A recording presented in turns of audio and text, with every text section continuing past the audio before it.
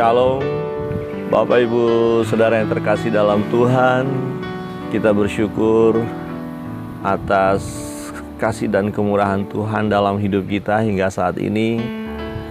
Selamat hari Selasa, dan pembacaan firman Tuhan hari ini terambil dari 1 Raja-Raja pasal yang ke-13.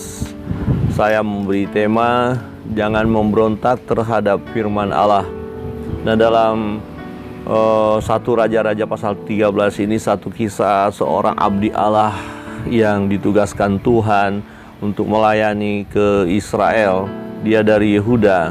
Ya, dia melayani ke utara menegur Raja Yerobeam. Nah, dalam tugas ini dia melaksanakan dengan baik. Dia berangkat ke sana. Dan bahkan ada mujizat yang terjadi, yaitu ketika Raja Yerobeam menyuruh untuk menangkap dia. Dan apa yang terjadi ketika mengulurkan tangannya raja itu tangannya tiba-tiba kaku, ya, tidak bisa digerakkan.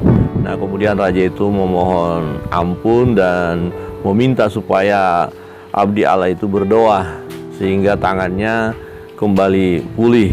Nah, abdi Allah ini harus segera pulang ke Yehuda sesuai dengan perintah Tuhan dan tidak boleh tinggal di sana, tidak boleh makan minum di sana. Memang raja mengajak dia untuk makan minum dan bahkan mau memberi hadiah. Tetapi abdi Allah berkata, sekalipun setengah daripada kerajaan diberikan kepadanya, setengah dari harta dari raja itu, dari istana, dia tidak akan mau. Dia segera pulang. Tetapi di perjalanan, ya, dia dijumpai oleh seorang nabi tua yang ada di Israel atau di utara. Nah, nabi tua ini membujuk dia dengan alasan bahwa Tuhan yang memerintahkan. Dia berkata, saya juga seorang nabi dan Tuhan perintahkan saya supaya kamu bersama dengan saya ke rumah saya dan makan minum di sana. Kira-kira begitu. Tetapi nabi atau abdi Allah ini berkata, oh tidak, Tuhan sudah mengatakan saya harus kembali dan tidak boleh pulang dari jalan yang sama dan tidak boleh makan minum. Jadi di sini kita lihat bahwa abdi Allah itu ingat firman Tuhan, ingat perintah Tuhan. Tetapi karena juga nabi tua itu mengatasnamakan Tuhan, kemudian dia ikuti, ini persoalannya, dia mengikuti permintaan daripada nabi tua itu. Dan inilah kesalahan, dan ternyata ini fatal. Sebab 1 Raja-Raja pasal 13 ayat 21 dan 22 berkata begini.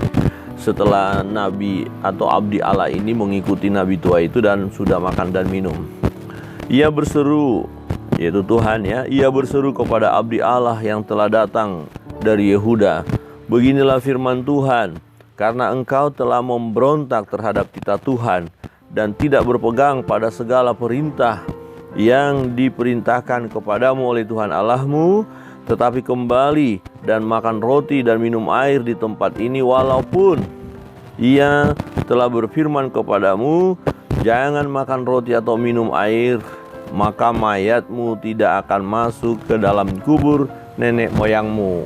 Ya, inilah firman Tuhan. Dan apa yang terjadi ketika abdi Allah itu hendak pulang di perjalanan, dia diterkam oleh singa dan dia mati. Sangat ironis sekali.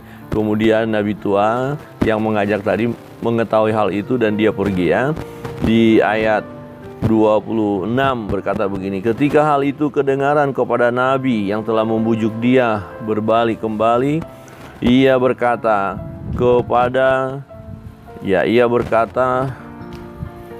dialah abdi Allah yang telah memberontak terhadap titah Tuhan. Tuhan menyerahkan dia kepada singa yang mencabik dan membunuhnya sesuai dengan firman Tuhan yang diucapkannya kepadanya. Ya, saudara yang terkasih dalam Tuhan, sangat ironis sekali. Ya, abdi Allah yang sudah melakukan tugas, bahkan ada mujizat terjadi, tetapi ketika dia tidak taat. Nah, ketidaktaatan sama dengan pemberontakan, dosa pemberontakan. Itu sebabnya abdi Allah ini menemui ajalnya dengan cara apa?